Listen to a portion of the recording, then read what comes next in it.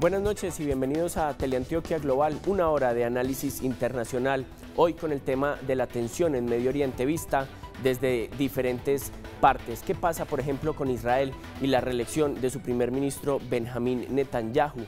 Pero al mismo tiempo, ¿qué pasa con la relación entre Estados Unidos e Irán? Dos tradicionales enemigos que se han acercado últimamente para buscar un acuerdo nuclear. ¿Qué está pasando en la zona, una de las más complejas en la geopolítica? Eso es lo que vamos a ver hoy aquí en Teleantioquia Global.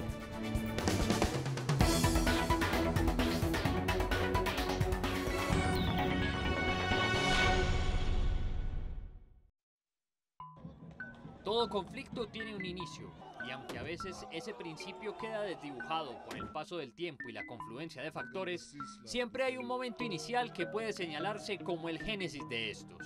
En el caso del conflicto palestino-israelí, es claro que el principio se halla en el nacimiento del Estado de Israel en 1948 y en la proclamación del Estado palestino en 1988, dos momentos separados por 4 décadas a los que se llega después de historias de rechazo y abandono para ambos pueblos. Tanto la asimilación del pueblo judío como la asimilación del pueblo palestino para el mundo ha sido un proceso difícil y marcado por discriminación con rostros de antisemitismo e islamofobia. Hoy ambos pueblos se encuentran enfrentados en el mismo espacio y sus diferencias culturales y sociales los sumen en un conflicto que vincula su soberanía, el territorio, la seguridad y el reconocimiento de sus identidades. Ahora, los hilos políticos de la Autoridad Nacional Palestina son manejados por el presidente Mahmoud Abbas, diplomático y hábil, pero duramente criticado por facciones radicales pro-palestinas que ven en el camino de las armas el mejor modo de reclamar los territorios. Israel, por su parte, es dirigido por el primer ministro Benjamín Netanyahu, apodado Bibi y conocido por su inflexibilidad y efectividad para llevar a cabo sus políticas públicas y de seguridad. Netanyahu, reelegido en elecciones legislativas hace apenas unas semanas, es un opositor férreo de la evolución del Estado palestino y considera inviable la oficialización de este. El nuevo gobierno de Netanyahu, con su afirmación de que no reconocerá el Estado palestino, ha quemado los pocos puentes que todavía quedaban para lograr la paz con la Autoridad Nacional Palestina. Además, tendrá que hacer frente a la inseguridad y al extremismo yihadista generado por el Estado Islámico y los grupos locales Jabhat al-Nusra, Hezbollah y Hamas. Desde 1988, 134 naciones han reconocido a Palestina como Estado. Siendo esto así, se entiende que un 70% de los países miembros de la ONU consideran a Palestina como un igual. Sin embargo, la situación sobre el terreno se deteriora poco a poco. En los últimos meses, Israel ha sumado 1 millar de detenidos en Cisjordania y ha ampliado la construcción de viviendas en Jerusalén del Este, aumentando la tensión en la Ciudad Santa, mientras se producen atentados de lobos solitarios contra civiles israelíes. Parece que en este momento, Tierra Santa es ajena a los deseos de paz que llegan desde la comunidad internacional y el conflicto aparentemente se recrudecerá. Bueno, antes de iniciar nuestro programa ponemos un contexto global para hablar de Medio Oriente, una zona muy amplia que tiene varios estados, que tienen varias monedas, por ejemplo el dinar, el rial, el shekel, cuya religión tiene una mayoría islámica, pero también hay posiciones importantes del cristianismo, por supuesto, del judaísmo y además con una predominancia del árabe, aunque existen también otras lenguas. Bueno, hoy me acompañan acá en Teleantioquia Global dos invitados de lujo. Adriana Cooper, periodista, vivió 10 años en Israel, hoy trabaja en el Teodoro Herz. Adriana, muchas gracias por acompañarnos en Teleantioquia Global. Gracias a ti por la invitación. Bueno, y el profesor Gustavo Soto, profesor de Geopolítica de la Universidad de Antioquia. Profesor, gracias por estar aquí de nuevo en Teleantioquia Global. Gracias a ti, David, por la invitación. Bueno, Adriana, usted vivió 10 años en Israel, conoce de cerca la situación social, la situación civil, por supuesto también la situación política de Israel. Últimamente parece existir como un distanciamiento de la comunidad internacional que lo ve como un país demasiado fuerte, demasiado duro, por momentos demasiado intransigentes. ¿Cómo se ve Israel al interior de la nación? Bueno, Israel atraviesa en este momento un momento difícil. Israel está ubicado en lo que podríamos decir un vecindario que ahora está en muchos cambios y la tendencia habitual del israelí por su historia, por su tradición, es a temer un poco el escenario en el que está ubicado. Claro. Entonces ahora con todos estos movimientos nuevos islámicos, con la amenaza de Irán, que se ve como amenaza porque realmente el plan no se conoce a profundidad, es un país que está en cambios y que también tiene miedo por lo que le está rodeando en este momento. Sí, profesor, ¿de dónde viene la antipatía de la zona por Israel? La creación del Estado de Israel después de la Segunda Guerra Mundial va a generar un conflicto que hasta el día de hoy no se puede solucionar, es más, que cada vez se complica más, y vemos posiciones muy radicales de sus vecinos, se demoran incluso mucho tiempo en reconocerlos, algunos incluso no reconocen todavía a Israel como Estado, y existe una antipatía frecuente por Israel. ¿De dónde viene esa antipatía? Pues yo diría que hay que afincar las raíces en la misma creación del Estado de Israel e inclusive en los años anteriores. Hay que recordar que esa región era lo que se denominaba el mandato británico de Palestina, es decir, toda esa zona de Palestina era dominio británico.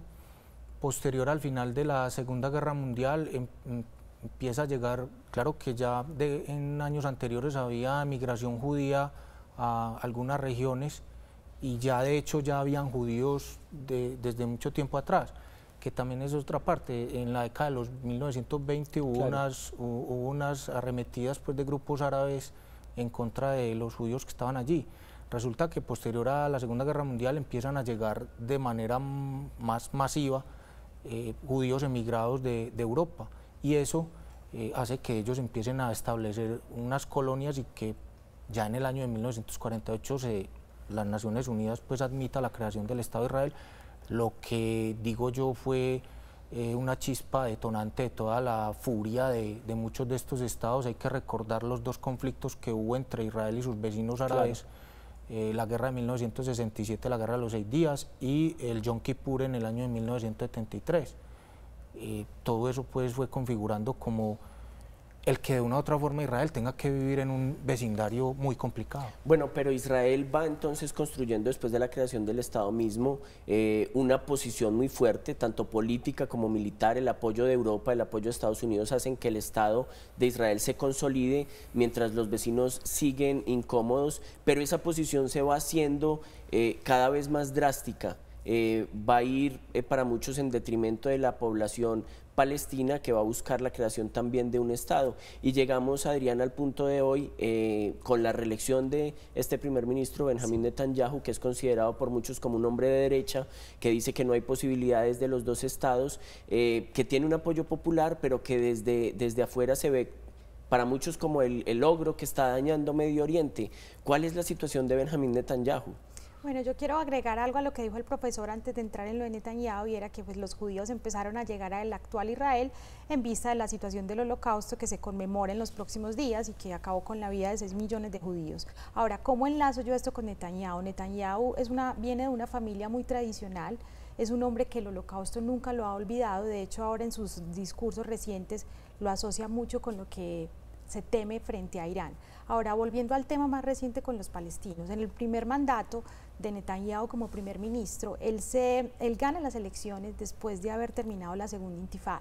Sí. Y después de haber terminado, la primera intifada, y después de que el país estaba totalmente convulsionado con ataques terroristas, se notaba una amenaza en el ambiente. Entonces él gana este mandato otra vez a partir del miedo de la gente de que el país se paralice y convulsione. Entonces él ahora vuelve y gana en un escenario, aunque diferente, con los mismos elementos, y inestabilidad, miedo, no hay proceso de paz en el camino. Israel ha intentado durante su existencia negociar con los palestinos varias veces, pero no ha habido acuerdo. Se dice que en los acuerdos de Camp David le ofrecieron al pueblo palestino alrededor del 90% de Cisjordania, que es donde ahora están ubicados los llamados asentamientos, pero no se pudo llegar a un acuerdo. Entonces ahora el proceso de paz está actualmente en un punto nulo, y no creo que durante este mandato de Netanyahu vaya a haber un avance. Pero entonces hay un aprovechamiento del discurso del miedo desde Netanyahu para la búsqueda de este tercer mandato. Sí, él lo aprovecha, sin embargo no es un miedo imaginario, es un miedo que también tiene raíces. Israel es un país que por sus características es totalmente diferente a los países que hay en la zona, no solamente por la religión que tiene, sino también por la mentalidad. Es un país con mentalidad mucho más occidental, donde hay una democracia parlamentaria, donde hay votaciones, donde hay elecciones. Entonces es una realidad diferente a lo que ocurre.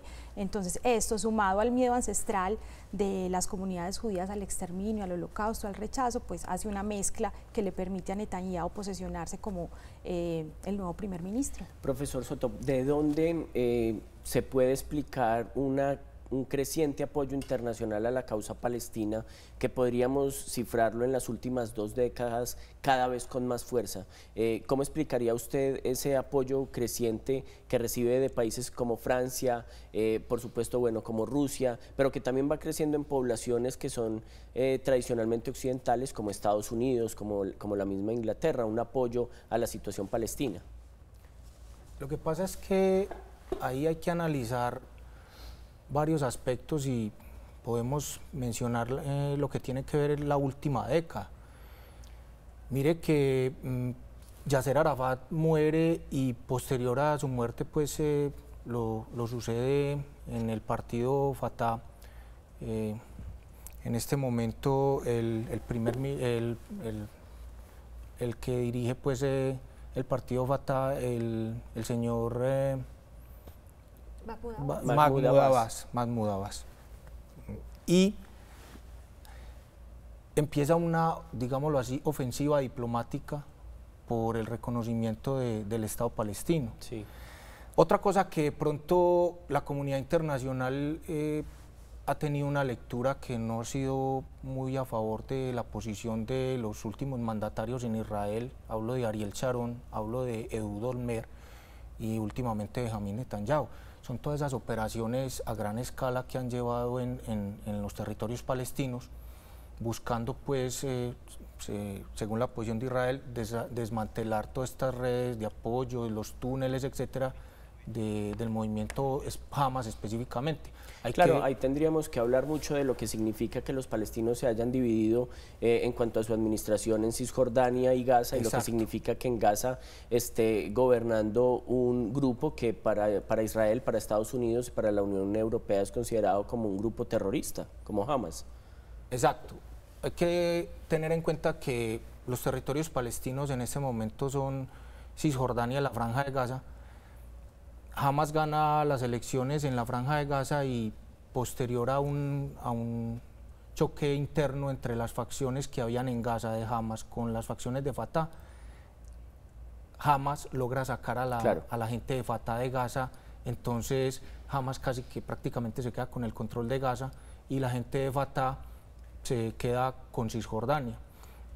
¿Dónde se han enfocado las últimas acciones fuertes de Israel? Es en la Franja de Gaza.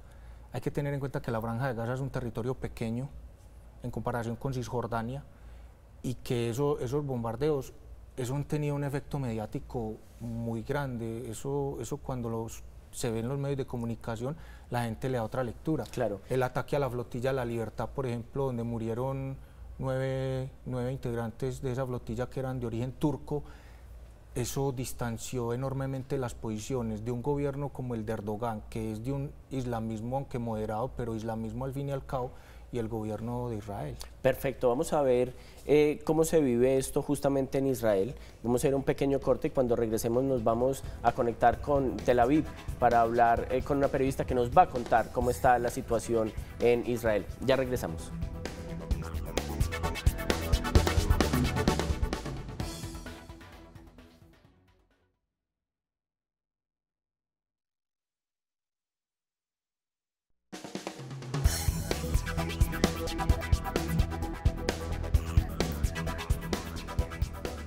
Bueno, seguimos en Teleantioquia Global, hablando de la situación en Medio Oriente, de la situación entre Israel y sus vecinos, entre Israel y los palestinos, entre Estados Unidos e Irán. Vamos a conectarnos justamente con Tel Aviv, en Israel, para hablar con la periodista Roxana Levison. Roxana es periodista de la W y conoce a profundidad, por supuesto, el tema. Buenas noches, Roxana. Hola, muy buenas noches, David. Hola a todos, es un gusto estar hoy con ustedes. Bueno, Roxana, Benjamin Netanyahu ha sido reelecto hace poco y es visto en el resto del mundo como un hombre de derecha. Parecía incluso que podría perder las elecciones. ¿Cuál es la imagen de Netanyahu en este momento en Israel? Es importante tener en cuenta que cuando un ciudadano israelí, creo que en cualquier otro lugar del mundo, va a depositar su voto en la urna, lo que más tiene en cuenta o lo primero que tiene en cuenta no es la imagen internacional, sino aquí estamos hablando de un peso muy grande que tuvieron las cuestiones económico-sociales. El hecho de que pudiera entrar al gobierno el exministro de Bienestar Social, Moshe Kahlon, que hizo una muy buena gestión y promete otra excelente gestión con bajas de precios y de la carestía de la vida, posibilidad de comprar departamentos, cosas que hasta ahora no se dan. El tema del servicio militar para todos, si va a continuar o no. Además de todos estos asuntos, la campaña anti-Netanyahu fue demasiado fuerte, tanto que lo puso en un lugar de víctima y la derecha se unió junto a él, más allá, o dejando de lado los desacuerdos, dejando de lado las decepciones, que por cierto sí había, incluso de sus propios votantes. El ataque contra Netanyahu hizo que su gente volviera hacia él para defenderlo. Y por último, el mérito de Netanyahu como una persona que hizo una campaña él solo en los últimos 4 días antes de las elecciones y utilizó, eso sí hay que admitirlo, el miedo de la gente como factor para que lo votaran a él, que sintieran la inseguridad y el miedo, y eso hizo que la gente fuera en masa a las urnas y que lo votaran a él. Bueno, hay un distanciamiento evidente, por lo menos entre los gobiernos de Estados Unidos e Israel. Hay una desilusión en Israel con un presidente como Barack Obama. ¿Lo ven distante de los intereses de Israel? Por una parte hay que decir que en lo concreto el gobierno de Barack Obama ha sostenido la ayuda a Israel, tanto en lo militar como en lo diplomático, y nunca se ha salido de las declaraciones y de las expresiones sobre los lazos únicos, especiales que unen a Israel y a Estados Unidos. Por otro lado, al mismo tiempo, hay que decir que hay una sensación generalizada en la gente de que la política estadounidense hacia la región, hacia todo lo que es Medio Oriente y todos los cambios que se produjeron en Medio Oriente, sufre de inconsistencia, de falta de coherencia. No hay una política global. Por ejemplo, Estados Unidos está apoyando a sunitas en un campo de batalla y a chiitas en otro. La situación en Siria, por ejemplo, es una muestra clarísima de que Estados Unidos no actuó a tiempo. En Israel hay temor, cuando digo en Israel, en el gobierno israelí, en la diplomacia israelí, hay temor de que se pueda llegar a una situación similar respecto de otros temas como podría ser Irán, o la capacidad que tiene Estados Unidos para comprender los procesos en Medio Oriente, como por ejemplo cuando en 2006 la organización Hamas ganó las elecciones palestinas, y para Estados Unidos eso fue una muestra de que llegaba la democracia. Hay procesos y tiempos, los tiempos incluso son diferentes en Medio Oriente, y eso es algo que aquí se interpreta como que Estados Unidos no llega a comprender. Bueno, Estados Unidos se está acercando justamente a Irán para buscar un acuerdo nuclear, pero los israelitas temen este acuerdo. Netanyahu lo ha denunciado como algo peligroso para el Estado de Israel. ¿Qué es lo que le teme Israel a este acuerdo posible entre Estados Unidos e Irán? Bueno, más allá de cómo se ha usado este tema, que también hay que admitirlo, ¿no? Cómo se ha usado este tema para hacer política, el miedo de los israelíes a un posible ataque nuclear iraní. Lo concreto es que nosotros sabemos y tenemos conciencia, tenemos testimonio de que Irán es un país que ha estado durante muchos años apoyando organizaciones terroristas como Hamas y como principalmente Hezbollah, que son dos organizaciones terroristas que han matado y secuestrado ciudadanos israelíes y soldados israelíes. Son organizaciones terroristas que han declarado abiertamente la guerra y el odio a Israel y su intención de destruir a Israel, de borrar a Israel del mapa. Lo mismo Irán, hay funcionarios iraníes que siguen diciendo, como lo hizo la semana pasada un militar de muy alto grado, que el exterminio de Israel no es discutible, no es negociable. En este momento, en estos días en Irán, se está llevando a cabo una muestra internacional de caricaturas sobre el Holocausto. Esos son temas muy sensibles al israelí, a cualquiera. Y eso hace que todas esas declaraciones políticas sobre lo que podría suceder si Irán tiene un arma nuclear peguen muy dentro de la sociedad israelí. Si hoy en día Irán está financiando terrorismo en nuestras fronteras y no tiene todavía un arma nuclear, ¿qué pasaría si Irán le pudiera entregar a una organización como Hezbollah un arma nuclear o armamento químico o todo tipo de elementos que pueden, sí, destruir a Israel. Perfecto. Adriana, Roxana, muchísimas gracias desde Tel Aviv por acompañarnos esta noche acá en Teleantioquia Global. Bueno, ha sido un gusto. Muchas gracias y gracias por la invitación. Hasta pronto. Bueno, Adriana y Gustavo, veíamos este tema que es justamente uno de los elementos más coyunturales en el Medio Oriente en este momento. Estados Unidos, con apoyo de la Unión Europea, se han acercado a Irán, un país con el que llevan una distancia de más de 30 años de disputa, considerado uno de los estados terroristas incluso en algún momento por Estados Unidos, al que Israel le teme porque Irán puede tener poder nuclear y detener la bomba pues sería un asunto problemático para Israel, pero Barack Obama va acercándose poco a poco a buscar un acuerdo que parece ya estar muy cerca y Benjamín Netanyahu dice no estoy de acuerdo con esta propuesta, incluso va a ir al mismo Congreso de Estados Unidos a decir esto va a ser un problema para Israel, ojalá no se arrepientan y crea entonces una fricción entre dos tradicionales amigos que han sido Estados Unidos e Israel. Adriana, ¿eso cómo se ve desde Israel? Entre los israelíes ahora hay mucha desconfianza. Entre las preguntas que ellos se plantean, por ejemplo, es ¿cómo garantiza Estados Unidos que Irán va a detener su plan cuando en el pasado Estados Unidos supervisó y acompañó a Corea del Norte en otro plan nuclear y no se detuvo, por ejemplo? ¿Sí? ¿Qué va a hacer Estados Unidos si el día de mañana Irán decide volver a su plan y ya Barack Obama no está en su mandato, por ejemplo? Tienen mucha desconfianza y tienen muchas preguntas. Ahora, ¿en qué se ha traducido esto? En el lobby tal vez que Netanyahu está aplicando en los Estados Unidos, especialmente entre los senadores demócratas para lograr que apoyen a Israel y este plan de frenar, este plan de llegar a un acuerdo se detenga. Obviamente esto ha incidido pues porque dos relaciones tan buenas como han sido las de Israel y Estados Unidos pues han tenido fricción. Sin embargo, yo creo que los lazos son muy fuertes, la cooperación es fuerte entre ambos países. Yo creo que lo que se va a definir es en los próximos días y más que todo el punto lo va a dar Netanyahu.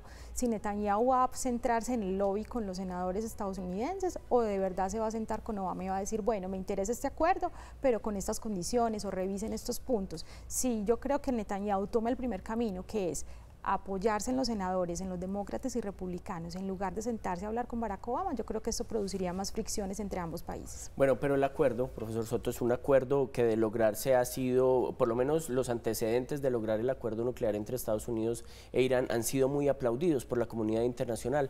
¿Por qué la comunidad internacional aplaude la posibilidad de estos acuerdos?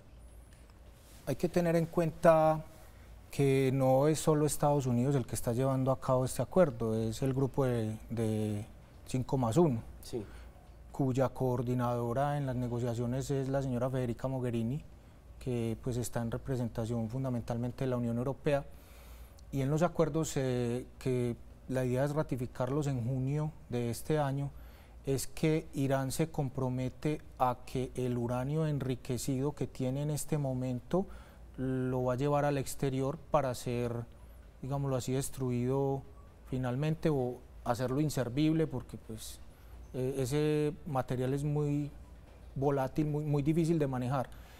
Y por otro lado, el tema de que Irán se compromete a ir desmantelando una parte de sus centrifugadoras, claro, para quedarse como con una mínima cantidad que le permita desarrollar un programa nuclear no bélico.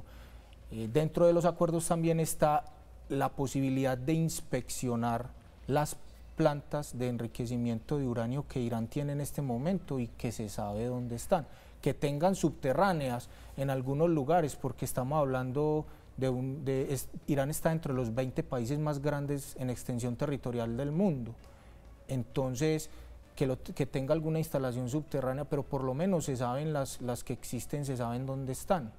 Entonces, los acuerdos, Estados Unidos y la Unión Europea, de todas maneras tampoco son tan ingenuos y ya a Irán le plantearon cuáles eran los puntos exactos de la negociación. Irán ha aceptado algunos, no ha aceptado otros. Mogherini lo ha dicho, es que la negociación no es de parte y parte, no es fácil. Bueno, pero aquí el acercamiento de la Unión Europea y de Estados Unidos con Irán no es el único acercamiento que ha causado sorpresa. Estados Unidos también parece acercarse a Siria con una intención de detener una de las mayores amenazas, que es el Estado Islámico. ¿Cómo se está transformando ese ajedrez? ¿Cómo se está transformando ese mapa político? También es lo que vamos a ver cuando regresemos en un segundo aquí a Teleantioquia Global.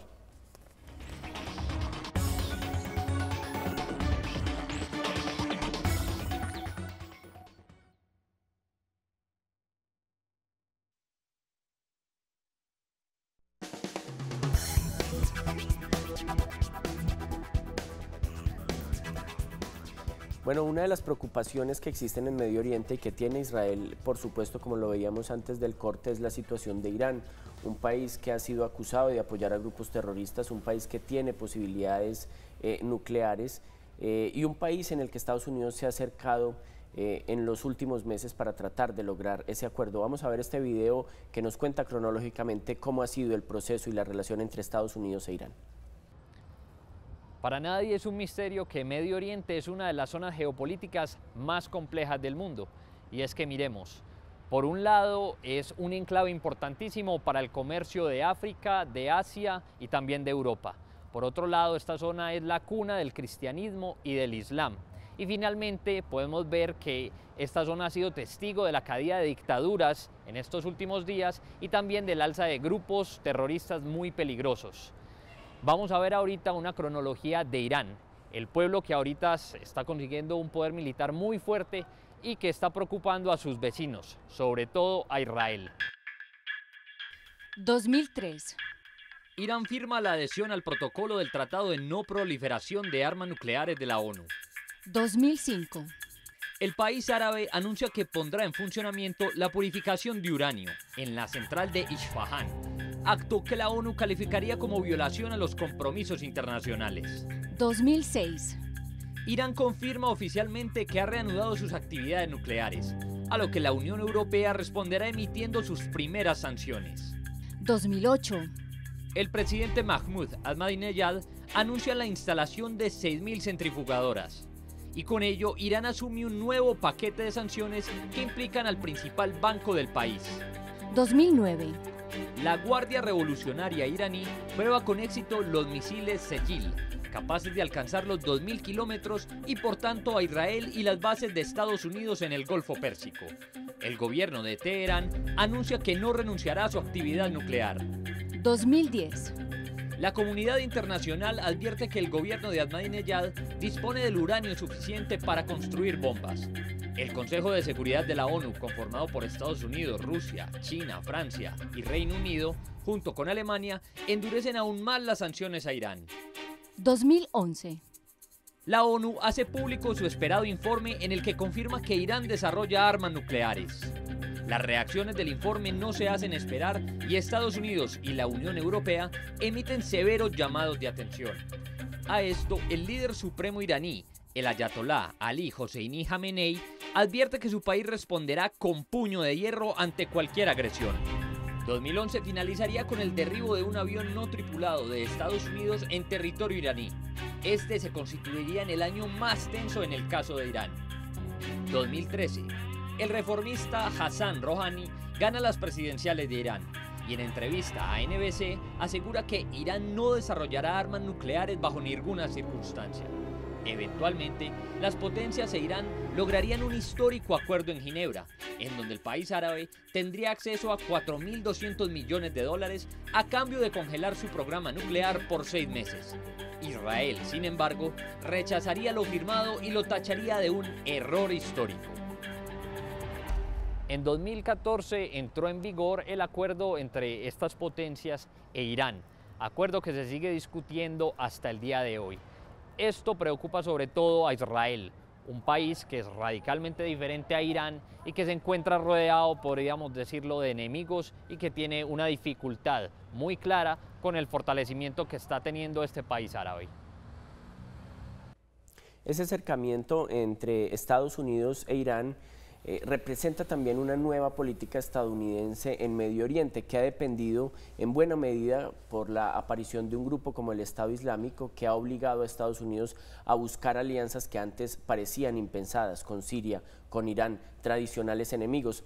Profesor, ¿A qué se debe esta búsqueda de alianzas? ¿Cómo se explica esta nueva política del presidente Barack Obama, que por momentos, incluso como nos lo decía la periodista desde Tel Aviv, parece muy errática? Un día dice hay que acabar con la presidencia de Siria, después dice no, tenemos que hacer un acuerdo con ellos. Parecería que Estados Unidos no ha alcanzado a tocarle el tacto a la situación de Medio Oriente.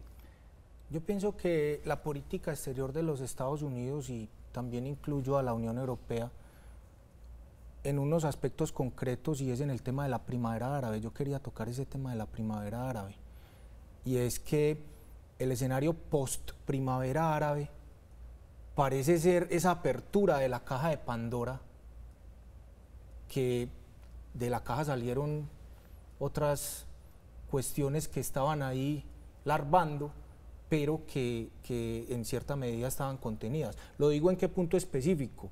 En el caso, aunque no es un país estrictamente del Oriente Medio, sino del Magreb, Libia, el tema Gaddafi, lo digo con Irak, el tema Saddam Hussein, lo digo con el tema Siria, Bashar al-Assad, que aunque no fue derrocado, de todas maneras esa situación ahí todavía persiste. Entra, por supuesto.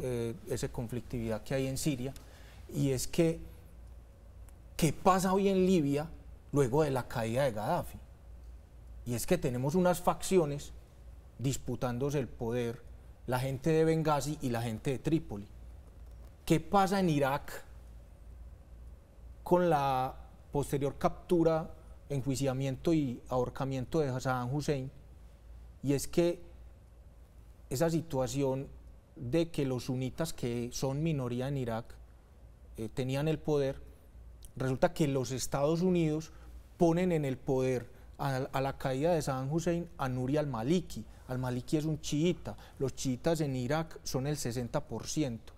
Hay que tener en cuenta una cosa: en el mundo musulmán hay 4 países donde la mayoría son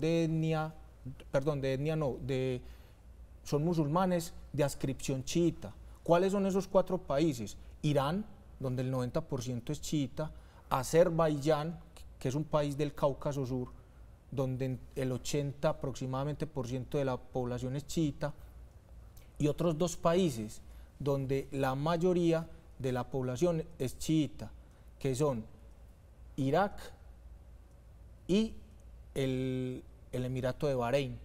En Bahrein la mayoría también es chiita. Claro, pero esa situación que se desencadena de la primavera árabe, esas protestas que buscan derrocar a tradicionales dictadores de la zona del norte de África, que incluso llevaría también a las protestas de Siria, mostraron a un Barack Obama casi que recién desempacado en la presidencia, que estaba buscando apoyar esos intentos de libertad, los apoya muchas veces a regañadientas, como en el caso de Egipto, pero a la postre va a terminar por ser un factor desestabilizador que va a generar nuevas protestas, pero que también va a generar nuevos grupos. En el caso de Israel, quizá ese también es, Adriana, una de las preocupaciones y de la desconfianza que existe de Israel con la política exterior estadounidense, que de pronto no ha sido lo suficientemente claro en sus movimientos geopolíticos en la zona.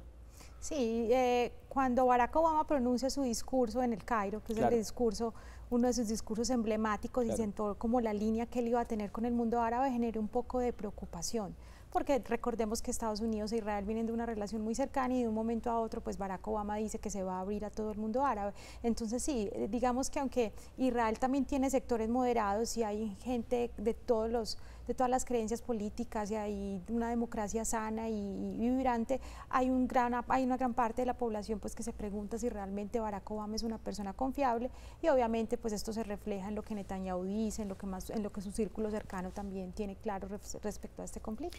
Bueno, pero una situación es Israel y su vecindario, la desconfianza de Israel con Estados Unidos y con la política de Barack Obama, y otra tiene que ver con la forma en la que Israel ha tratado el tema del extremismo islámico, que lo toca muy de cerca. Quizá Netanyahu dice, Occidente está despertándose a un asunto que nosotros hemos vivido por los últimos 60 años, y hace comparaciones sobre lo que puede significar el extremismo islámico que ellos mismos han vivido, ¿cierto? ¿Es entonces esto para Israel una posibilidad de que el mundo sea un poco más condescendiente con la forma en la que Israel trata los temas del extremismo islámico? Podría ser de alguna forma, sin embargo yo creo que ahora todo esto que ocurre con ISIS también conserva un elemento nuevo para Israel, porque hasta ahora Israel se ha enfrentado principalmente a Brigada, a los mártires de Al-Aqsa, o se ha enfrentado a Hamas, que son facciones que ya tienen más o menos controladas, más o menos conocidas, cuyo discurso conocen.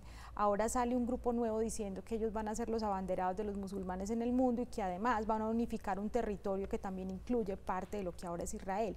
Entonces sí, por un lado los israelíes dicen, miren, nosotros nos hemos enfrentado a esto desde hace varias décadas, pero por otro lado tienen el desafío de agregar un actor más a la lista de grupos que ya de por sí tienen identificados. Bueno, en esta zona, profesor, una zona tan conflictiva, un vecindario tan complejo, es la zona de Siria y de Irak desestabilizada en buena medida, como usted lo decía, por la primavera árabe, pero también por la incursión de Estados Unidos en Irak en el 2003, lo que ha generado un territorio que ya el Estado Islámico casi que ha tomado posesión de él en lo que llama el inicio de su califato. ¿Hasta dónde puede esto avanzar y desestabilizar más en lo que va del 2015 esta situación en la zona? Lo que pasa es que hay que entender una situación concreta en este tema del ISIS o Ejército Islámico, y es que en este momento parece ser que el principal problema el principal enemigo del ISIS es el mismo mundo musulmán. Es que hay que entender una cosa, mire, la posición que tienen los integrantes del ISIS es una posición wahabita, salafista. El wahabismo es una corriente filosófica dentro del Islam sunita que se crea en el siglo XVI, y es una corriente fundamentalista de volver a las raíces de un seguimiento estricto, austero, de todos los preceptos del Islam tradicional, e inclusive a ellos, a quienes no siguen a pie juntillas esos preceptos de ese Islam wahabita, salafista que ellos pregonan, los consideran y así los denominan cáfires. Y esa palabra cáfire para ellos es una persona sobre la cual ellos pueden decidir sobre sus bienes, sobre su integridad y sobre su vida misma. Entonces, hay un elemento que también hay que tener en cuenta ahí, es como un país que desde ese mismo siglo XVII al señor Mohammed ibn Wahab, que fue el que creó esa doctrina wahabita, esa dinastía Saud en Arabia Saudita le dio pues alas a esa doctrina wahabita. Claro, pero entonces esa lucha entre los mismos musulmanes por unas facciones mucho más radicales ha hecho entonces también que Estados Unidos busque alianza con países que pasan a ser enemigos del Estado Islámico, a pesar de que son musulmanes y a pesar de que Estados Unidos mismo había dicho que no entraría a negociar con ellos. Claro, porque es que en ese mismo orden de ideas que venía haciendo este recuento, los chiitas para ellos son cáfires, los kurdos, una minoría de una religión preislámica zoroastriana que son los yazidíes, que oscilan entre 900.000 y 1.100.000 en todo el mundo. De ellos aproximadamente 650.000 están en esa zona del norte de Irak, Erbil, Mosul. Cuando el ISIS llega a Mosul, las matanzas contra los yazidíes fueron impresionantes. Hay relatos de que los yazidíes se tuvieron que albergar en las partes más altas de la montaña de ese norte del Kurdistán iraquí, que las temperaturas son tremendamente bajas. Y ellos dicen, es que el mundo a nosotros en medio de toda esta convulsión nos dejó totalmente solos y olvidados. No nos quieren pues muchos credos islámicos porque, como vuelvo y repito, son una religión preislámica, inentendidos. La mayoría de ellos son de etnia, pues son de religión yazidí, pero son de etnia kurda. Y el mismo ISIS está atacando a los kurdos, está atacando a los chiitas y a los sunitas moderados. Ni qué decir de otras facciones, claro, otros credos no musulmanes. Bueno, lo que está sucediendo ahí con la presencia de grupos radicales como el Estado Islámico, como el mismo Boko Haram en África, es lo que vamos a ver en un segundo cuando regresemos acá a Teleantioquia Global.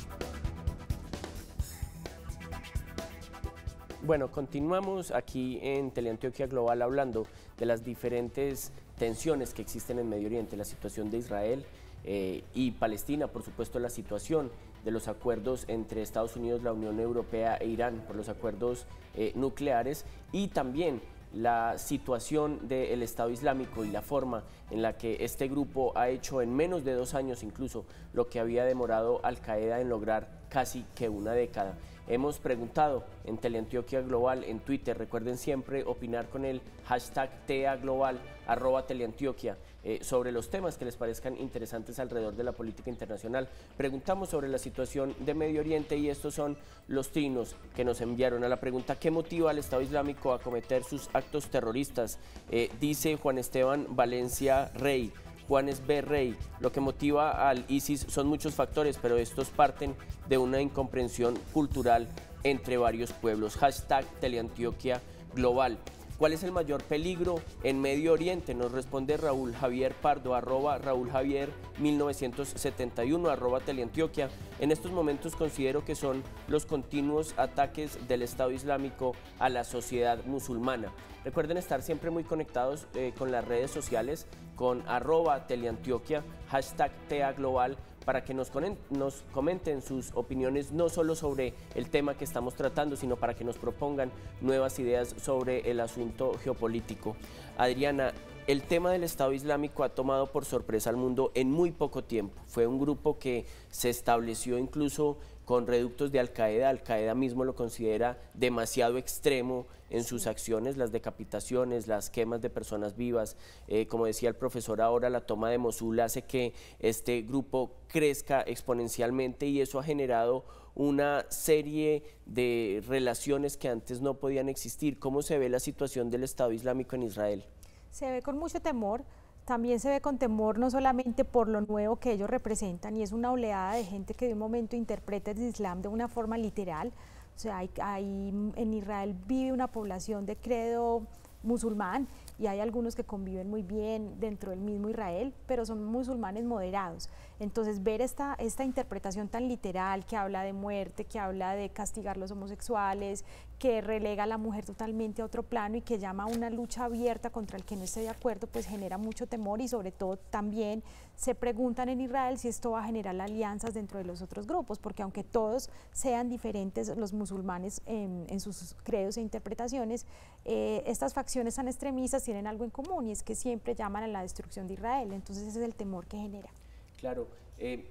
Decía uno de los televidentes que uno de los principales ataques del Estado Islámico y de estos grupos extremistas como Boko Haram o Al-Shabaab, que vimos pues el ataque a esta universidad en el que murieron más de cerca de 150 personas, que los primeros afectados son los musulmanes mismos. Profesor, ¿ha visto usted el tema de un incremento de la islamofobia en el discurso de pronto de la política en Europa o de la política en Estados Unidos, o de los mismos ciudadanos que consideran que los musulmanes todos se generaliza en el tema de que son extremistas? Yo pienso que ahí hay mucho de incomprensión del interior del mundo musulmán, por parte no solo pues de gente en Europa, sino en los Estados Unidos también. Y es que tanto los ataques del semanario satírico francés como la Universidad de Garissa en Kenia y otros, específicamente son hechos por ese grupo o esa posición, vuelvo y reitero, salafista, takfirista, muy radical del Islam. Y es una pregunta interesante dentro de la geopolítica que yo quiero plantearle a los televidentes. ¿Qué país es el que ha apoyado la expansión de esa filosofía wahabista en el Medio Oriente y en muchos países de Europa? Arabia Saudita, una monarquía absoluta, aliado de los Estados Unidos, primer productor de petróleo del mundo. Entonces, claro, entonces uno dice, venga, pero entonces si Arabia Saudita es un aliado de los Estados Unidos y está expandiendo esa filosofía wahabista, takfirista, entonces, ¿qué es lo que pasa ahí en toda esa reconfiguración del Oriente Medio? Y es que en este momento yo considero que el foco de atención principalmente en el Oriente Medio en este momento se está dando en la lucha al interior de dos posiciones dentro del Islam y que se traducen en dos países, Arabia Saudita e Irán. Ese es en este momento el conflicto. Tiene varios capítulos. Yemen, la toma de la capital Sanaa por los rebeldes hutíes de la etnia hutí, que son de adscripción musulmán chiita. Arabia Saudita en este momento está bombardeando posiciones de los hutíes. El gobierno provisional de Sanaa, de esos rebeldes hutíes chiitas, ya anunció que va a abrir vuelos comerciales con Irán, por ejemplo. Otro capítulo, pues el mismo Siria. Bashar al-Assad es de una adscripción alawita, el alawismo es una rama del chiismo. Entonces en este momento yo pienso que la tensión más fuerte es Irán y Arabia Saudita. Es más, Arabia Saudita en este momento le pidió apoyo a Pakistán porque Arabia Saudita le ha prestado dinero a Pakistán y le dijo, venga, ayúdeme con el tema de Yemen, yo los bombardeo por aire, pero pues entonces traiga tropas desde Pakistán para ayudarme con el tema de los rebeldes hutíes. Obviamente Irán no se ha quedado de brazos cruzados tampoco. Bueno, ¿puede, Adriana, llevar entonces la situación del extremismo islámico a buscar a los musulmanes una unión en la zona que los ayude a enfrentar este extremismo? Es decir, ellos mismos se han dado cuenta que esas divisiones al interior del Islam finalmente han terminado por perjudicarlos enormemente en una zona donde parecen muy fracturados. Lo que pasa es que ahí no solamente lo que está en juego es la interpretación del Islam, qué tan ortodoxo, radical o moderado sea el Islam, sino también las luchas de poderes. Entonces, por ejemplo, cuando hablamos del caso de Israel y los territorios palestinos, tenemos, por ejemplo, los musulmanes más moderados, que es el grupo Fatah y que está liderado por Mahmoud Abbas, pero también tenemos a Hamas, que controla Gaza y que es una posición mucho más radical. Entonces, cuando hablamos, por ejemplo, de estos dos grupos, vemos que son grupos que a la hora de un proceso de paz o a la hora de un proceso político son grupos que les cuesta mucho ponerse de acuerdo precisamente por la visión que tienen de ciertas cosas, la visión que tienen de las mujeres, de la educación. Si uno va, por ejemplo, a una ciudad como Ramallah, uno ve las mujeres caminando con jeans, con tacones, y si vas a una ciudad como Gaza, uno las ve todas cubiertas de negro, los hombres van caminando por un lado, las mujeres van por otro lado, las mujeres no pueden salir a la calle, por ejemplo, sin un compañero hombre, y esto pues genera choques. Entonces, aunque sí puede haber alguna unión, pues veo más complicado el tema ya cuando esto se traduce en control de territorios, porque pues esto los divide. Perfecto, bueno, la situación en Medio Oriente entonces parece tener varias aristas, muy pocas de las cuales buscarían una solución prontamente. Tenemos entonces el tema de Israel y los palestinos, una herida profundamente abierta que no parece cerrarse en los próximos años. Tenemos también la situación de Estados Unidos, Irán en esa búsqueda con el apoyo de la Unión Europea de lograr un acuerdo, y tenemos también la situación del Estado Islámico, una tensión casi que imposible de solucionar. ¿Dirían ustedes que es imposible como a forma de conclusión, o cuáles son las expectativas de manera muy concreta? Profesor. Lo que pasa es que, como te digo, dentro del contexto del Medio Oriente hay varios capítulos allí. Es una lucha, por ejemplo, pues vamos a dividir los capítulos, una lucha al interior del sunismo. Sí. De un sunismo wahabita, salafista radical, con un sunismo más moderado. ¿Pero cree usted que en los próximos años podríamos ver por lo menos la búsqueda de solución de algunas de estas problemáticas de la tensión de Medio Oriente?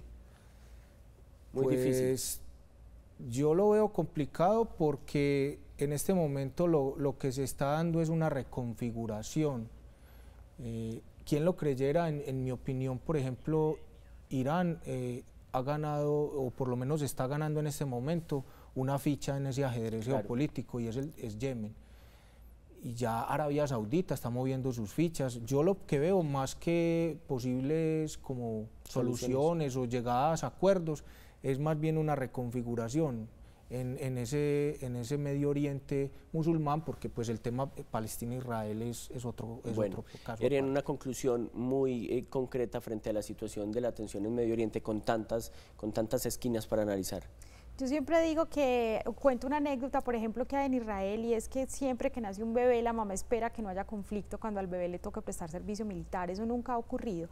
la gente en ambos pueblos, incluso en el mismo Irán, la gente tiene la esperanza de poder llevar una vida normal. Obviamente el panorama no se ve muy prometedor en los próximos 10 años por todas estas configuraciones que menciona el profesor y también pues los gobernantes que tenemos ahora. En el caso de Israel tendría que pasar algo totalmente dramático que le cambie la mentalidad a Netanyahu, que le dé una confianza tan abismal para él decidir abrir un proceso, y en el caso de los palestinos tendría que ser que jamás renuncie a cualquier atentado o a cualquier violencia, que no sabotee ningún proceso y se alíe con los moderados del Fatah. De lo contrario, yo creo que los avances van a ser muy menores si no hay un cambio en estos frentes. Perfecto, bueno, a ustedes dos muchísimas gracias. Espero tenerlos por acá prontamente para analizar temas que seguramente en este 2015 seguirán siendo muchos en el asunto del Medio Oriente. Antes de terminar, ponemos entonces una mirada global, 3 temas que son y serán noticia la próxima semana, temas políticos que aún generan muchísimo eco. El primero de ellos es la decisión que ha tomado Hillary Clinton, ex primera dama de la nación, ex secretaria de Estado, de lanzarse por la presidencia de la República por el Partido Demócrata, un hecho que era esperado pero que va a generar enormes debates porque sus posibilidades de llegar a ser el reemplazo de Barack Obama son muy altos. El segundo tema son los ecos que aún se dan sobre el encuentro del presidente de Estados Unidos Barack Obama y el presidente de Cuba Raúl Castro, un hecho histórico que ha generado todavía mucha tela para cortar sobre la nueva relación entre Estados Unidos y América Latina y la posición cubana frente a la situación estadounidense. Y el tercer tema tiene que ver con Brasil y con Dilma Rousseff, que se le sigue complicando su mandato. Un segundo gobierno que apenas inicia, pero que ya tiene protestas continuas los fines de semana entre los jóvenes que dicen que Dilma Rousseff ha hecho al lado las promesas que hizo para ser reelecta. Eso es todo por hoy. Nosotros nos vemos dentro de 8 días acá, el miércoles a las 9:30 de la noche, Teleantioquia Global, más análisis, mayor profundidad y nuevos invitados. Buenas noches.